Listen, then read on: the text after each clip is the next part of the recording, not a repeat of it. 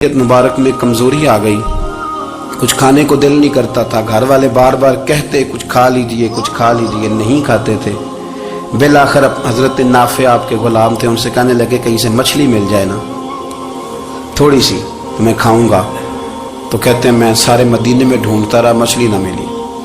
अगले दिन भी ढूंढी तो ना मिली, तीसरे दिन भी ढूंढी तो ना मिली। तो फरमाने लगे यार बस छोटी सी ख्वाहिश है, कोई फ़र्ज नहीं मिलती तो रहने दे। कहते हैं चौथे दिन मछली मिल गई, मैं 1.5 दिनार की मछली लाया। ला के हजरत अब्दुल्ला इब्न उमर रदी अल्लाह तआला अन्हु के सामने जो मछली रखी तो आपने लुकमा रोटी का तोड़ा था, मछली को लगाने लगे कि दरवाजे पे फकीर ने आके आवाज दी कुछ खाने को दो। तो हजरत अब्दुल्ला इब्न उमर ने रोक लिया और हंसे।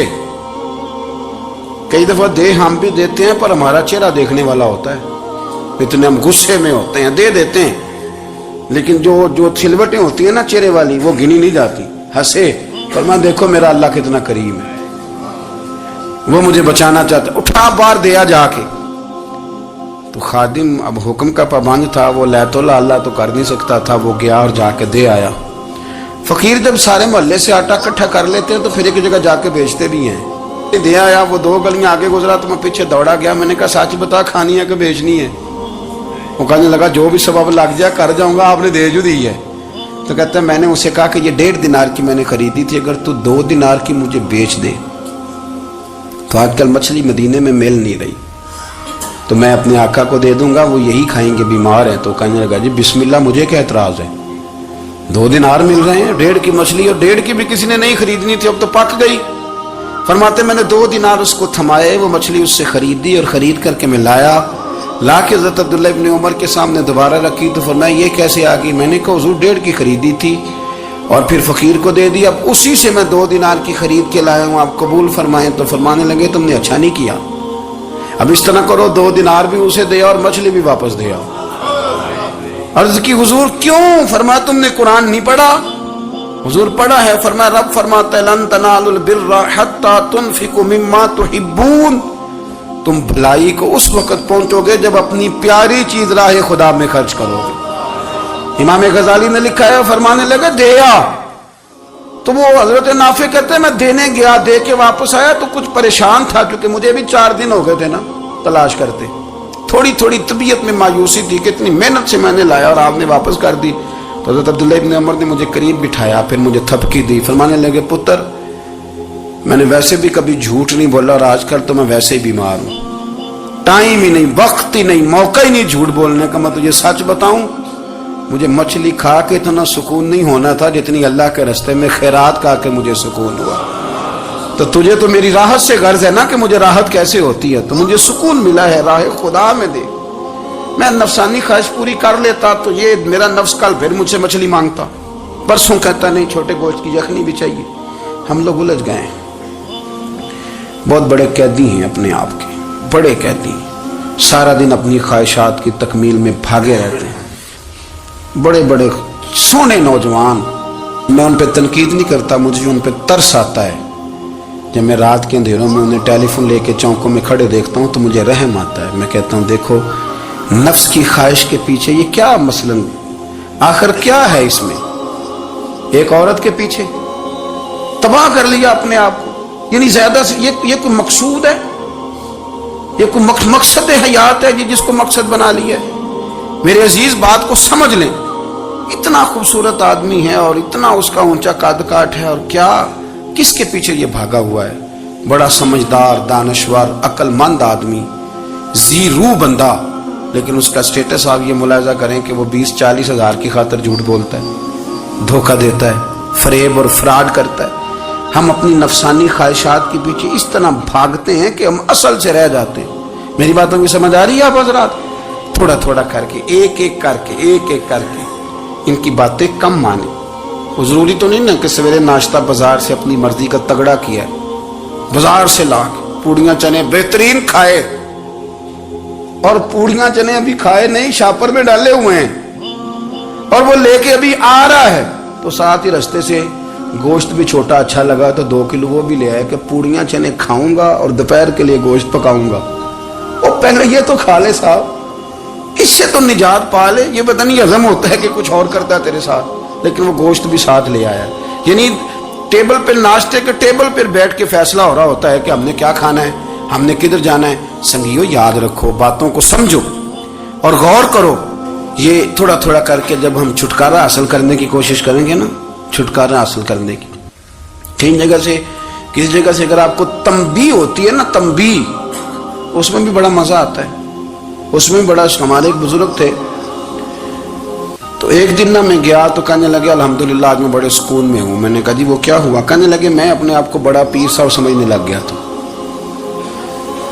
تو ایک وابڈا کے کسی آدمی سے کام تھا, تو میرے ایک دوست نے مجھے کہا کہ پیر صاحب اس کو ٹیلی فون کر دیں, سنا ہے آپ کا عقیدت مند ہے. میں نے اس بندے کو ٹیلی فون کیا تو کہتا ہے پیر صاحب میں عزت آپ کی بڑی کرتا ہوں پر یہ کام نہیں ہو سکتا. کہتے ہیں جب اس نے مجھے کہا نا تو کچھ بھی نہیں, تو مجھے بڑا مزہ آیا, ورنہ میرا تو نفس پھول گیا تھا. میں تو سمجھتا تھا کہ جو میں کہتا ہوں ویسے ہی ہو جاتا ہے. کہتے اس نے تھوڑا سا نا مجھے لیول میں کیا ہے, مجھے مزہ آیا. یہ لوگ نا اپنے اوپر بوجھ ڈالتے تھے, یہ تھوڑا تھوڑا پیچھے ہٹتے تھے, یہ سمجھتے تھے کہ اس طرح تو ہماری تکمیل رہ جائے گی. صبح سے شام تک اگر اسی نفس کی باتیں مانتے جائیں گے تو خرابی کرے گا. دولت کا نشہ ہے بھائی, دولت کٹھی کرنے والا کسی جگہ سیر نہیں ہوتا. حسن کا نشہ ہے, حسن کا نشہ ہے. حضرت ابو بکر شبلی رحمت اللہ علیہ فرمایا کرتے تھے جو تیری بیٹی کو خوبصورت سمجھ کے اس کے ساتھ نکاح کرنے تھے اسے بیٹی نہ دینا. حضرت جی کیوں؟ فرمایا حسن تو تھوڑے دن کے بعد ختم ہو جائے گا, پھر وہ اس کی قدر نہیں کرے گا, وہ تو کہیں اور منہ مارتا پھرے گا. حضرت ابو بکر شبلی رحمت اللہ تعالی علیہ کی بیٹی خوبصورت تھی. ایک نوجوان کہنے لگا میرا نکاح کر دیں.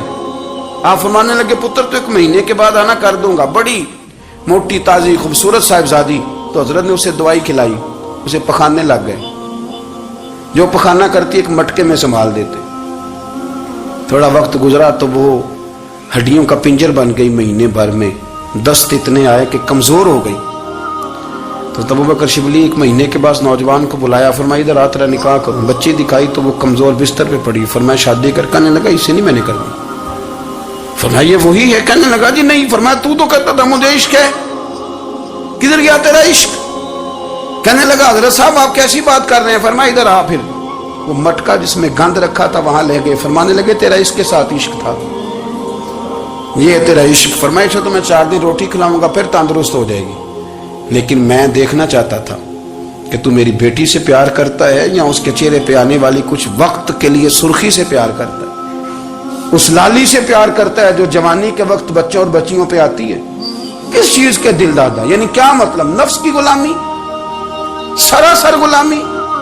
اور پلٹ پلٹ کے اور بڑے بڑے سیانے بندے چھوٹی سی خواہش کے لیے. بڑا سمجھدار آدمی, بڑا سیانا بندہ. میں ایک بڑے بزرگ عالم تھے, میں ایک دفعہ ملنے گا تو پائے پکا رہے تھے, خود پائے پکا رہے تھے. تو وہ بڑے پیار کی بات ہوتی ہے نا جی. تو تامت باندھی ہوئی اور بڑی جناب خستہ حالی, اور وہ پائے پکا رہے ہیں. تو میں نے ان سے کہا, میں نے کہا حضرت جی پائے تو کسی اور نے بھی پکا لینے تھے, آپ بخاری لے کے بیٹھتے, چلو میری طرح کا کوئی بندہ آپ سے استفادہ بھی کر لیتا. اب پائے آپ لائیں گے, پھر پکائیں گے, پھر آپ کھائیں گے, تو یہ تو 24 گھنٹے آپ کسی کام میں گزر جائیں گے. تو یہ ایک چھوٹی سی خواہش کے لیے. میں کسی چیز کو حرام نہیں کہہ رہا, قرآن پاک کی جو آیت پڑھی ہے صرف اس کی تفسیر آپ کے سامنے عرض کر رہا ہوں. ہماری خواہشات ماں پالتی ہے, آپ کو نہیں پتا کتنے دکھ سہتی ہے. میں ان ماؤں کو جانتا ہوں جو بیٹے کے حصوں کی مار بھی اس کے ابے سے کھاتی ہیں, مار کھاتی ہیں وہ. ایک خاتون ایک کان سے سنتا نہیں, میرے پاس ایک دفعہ آئی, کہنے لگی 60 لگ گئی سی, کوئی دعا کر دیں یا کوئی وظیفہ پر. ڈاکٹر کہتے ہیں ٹھیک نہیں ہو سکتے. میں نے کہا باڈی صحیح بتاؤ مسئلہ کیا ہے؟ کہنے نہیں کچھ بھی نہیں, مسئلہ کیا ہونا ہے, پتر غلط نکل آیا ہے, اس کا باپ روز مارتا ہے. میں آگے گئی ہوں تو اس نے ایک تھپڑ میرے کان پہ مار دیا, پردہ پھٹ گیا. مائیں مار کھاتی ہیں, لیکن وہ پتر جس کو بڑی محنت سے پالا ہے وہ جوان ہوتا ہے تو اماں سے کہتا ہے تجھے چھوڑ دینا ہے, پر جس لڑکی سے میرا ٹیلی فون پہ رابطہ ہے اسے نہیں میں نے چھوڑنا, وہ نہیں چھوڑ سکتی. ہر شے کچل جاتا ہے وہ. اماں کبھی لیٹ کے رات کو سوچتی ہے کہ یہ تو میری کل کمائی تھی, میں تو آج بھی اس کے حصے کے تھپڑ اپنی گالوں پہ برداشت کر رہی ہوں, تو یہ کدھر گیا؟ اردشیر نام کا بادشاہ تھا. حضرت محدث ابن الجوزی آج سے کچھ 700 سال پہلے لکھتے ہیں. اردشیر بادشاہ بڑا خوبصورت تھا، جوان تھا، بڑا عقل مند تھا. اس نے اس طرح کی قریب کی ساری ریاستوں پہ قبضہ کر لیا. بڑا عقل مند زیرک تھا، قبضہ ہو گیا. ایک بادشاہ بڑا سخت تھا، اس کے ساتھ جب پنجہ آزمائی ہوئی تو اردشیر کہتا ہے اس پہ میرا قبضہ نہیں ہو رہا تھا. اور جب ہم نے ساری ریاستوں نے مل کے اس پر حملہ کیا تو ایک قلعے کے اندر قلعہ بند ہو گیا. اردشیر بڑا خوبصورت آدمی تھا، بڑا سمجھدار تھا. تو وہ بادشاہ قلعہ بند ہو گیا، اس نے کہا نکلنا ہی نہیں. اب وہ اندر بند ہے، یک بارگی حملہ کیا تو وہ بڑا بڑا قلعہ تھا اس میں بند ہو گیا. اس بادشاہ کی نا جس پر حملہ کیا، اس کی بیٹی اچانک ایک دن قلعے کی دیوار پہ چڑھی تو اردشیر کے حسن و جمال کو دیکھا تو عاشق ہو گئی، اور اپنے ہی باپ کے خلاف اسے کہنے لگی کہ اگر تو میرے ساتھ شادی کا وعدہ کرے نا تو میں تجھے رستہ بتاتی ہوں حملہ کرنے کا. اس نے کہا میرا وعدہ رہا، تو رستہ بتا. اس نے رستہ بتایا اس لڑکی نے، اور بادشاہ نے حملہ کیا تو اس کا باپ قتل کیا، اس علاقے پہ قبضہ کیا شادی کے وعدے پر. ہاں نفسانی خواہش بندے کو اندھا کر دیتی، نہیں سمجھ آتی اس کو میں کدھر جانا ہے، اندھا کر دیتی. حملہ کیا، اور جب اس لڑکی کو لے کے آیا نا اپنے محل میں تو پہلے دن شادی کی پہلی رات تھی تو بستر بچھایا کنیز نے، تو وہ کبھی کروٹ ادھر بدلتی کبھی ادھر بدلتی. تو بادشاہ کہنے لگا کیا ہے؟ کہنے لگی بستر میں کچھ ہے، مجھے تکلیف دے رہی. اس نے چراغ جلائے اور جب بستر اٹھایا تو ایک اتنا سا دھاگا نکلا. دھاگے سے عموماً تکلیف نہیں ہوتی. تو اس نے کہا تو اتنی نرم و نازک ہے کہ دھاگا. کہنے لگی میرا باپ نا میرے ساتھ اتنا پیار کرتا تھا کہ روز میرا بستر بھی خود بچھاتا تھا، اور اس نے آلہ رکھا ہوا تھا، وہ ناپتا تھا کہ کوئی پایا اونچا نیچا تو نہیں، میری بیٹی کا بیلنس سوتے وقت خراب نہ ہو جائے. اور میرے لیے گوشت اور کپڑے بھی خود پسند کر کے لاتا تھا، کھانے پینے کا خود خیال کرتا تھا. اردشیر کہنے لگا اچھا وہ اتنا پیار کرتا تھا، اور پھر تو نے اس کے ساتھ کیا کیا؟ کہنے لگا بلاؤ کنیزوں کو بلایا، فرمایا اس کو اٹھاؤ اور جلاد کے پاس لے جاؤ، اسے کہو کہ اس کے بال ایک گھوڑے کے ساتھ باندھے، پیر دوسرے گھوڑے کے ساتھ باندھے، اور ایک گھوڑا ادھر بھگا دے کدھر بھگا دے. یہ جس کے باپ نے اتنا پیار کیا یہ نفس کی اتنی غلام ہے کہ اس کی وفادار نہیں رہی تو میری وفادار کیسے بنے؟ اس نے اتنے نازوں سے پالا کہ دھاگا اسے برداشت نہیں. او یارو یاد رکھو، اگر نفس کی غلامی کرو اور بڑے بڑے وفاداروں کو چھوڑ کے غلامی کرو تو پھر کہو وفادار مل جائیں. کوئی بول ہوا لڑا نہ بول بیٹھی ہوں دے خصم ناراض بڑ بولیاں دے، کہاں سر کھائے تے بلبل ٹھنڈ پائے. بڑے فرق نہیں سجنا بولیاں دے، جڑیاں خصماں دی وچ رضا وسن، بھاگ جاگ جاندے انہاں گولیاں دے. آپ ادلیاں نو سردار پین تکے تے شرما والیاں نو چوٹے ڈولیاں دے. اپنے نفس کے پیچھے چلو گے تو یہ تباہی ہے. جب ہم نے کسی سے وفا نہیں کی تو یہ کیا امید ہوئی کہ دنیا ہم سے وفا کرے گی؟ اللہ رسول کی مرضی کے مطابق اصول پسند زندگی بنائیں، ایک ایک کر کے اپنی خواہشات سے پیچھے ہٹیں، تھوڑے پہ گزارا کرنا سیکھیں، اپنے نفس کو سمجھائیں. ضروری نہیں کہ روٹی ہر وقت مزے کے لیے کھائی جائے، کبھی کمر سیدھی کرنے کے لیے خشک روٹی بھی کھا کے دیکھو، کبھی سادہ کھانا اس پہ بھی اکتفا کرو، کبھی تھوڑا کھر کے اچھے طریقے سے سادے کمرے میں بھی اللہ کو یاد کر کے دیکھو. نفس کے پیچھے نہ بھاگیے گا، تباہی کرے گا. رب کریم سمجھنے کی توفیق رفیق عطا